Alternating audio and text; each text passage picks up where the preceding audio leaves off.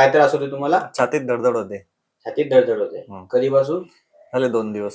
2 दिवस झाले. गोळ्या चालू आहेत कोणत्या? हो चालू आहेत. कोणती चालू आहे? काय माहित नाही, घरी आहेत गोळ्या. माहित नाही. नाही.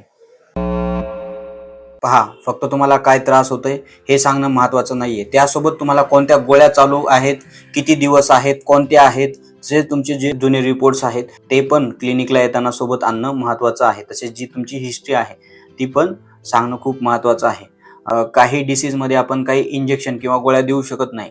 जर दिल्या तर त्यांचे ॲडव्हर्स रिॲक्शन येऊ शकतात. कोणतेही उपचार डॉक्टरांना देण्यासाठी तुमची हिस्ट्री खूप महत्त्वाची असते. त्यामुळे जर आपल्याला डॉक्टरांनी विचारलं असेल तुम्हाला काय होतंय, गोळ्या वगैरे चालू आहेत का, तर त्या प्रत्येक गोष्टीची माहिती आपण डॉक्टरांना दिली पाहिजे.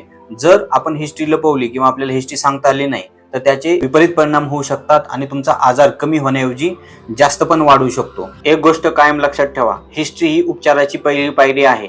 योग्य हिस्ट्री, योग्य उपचार.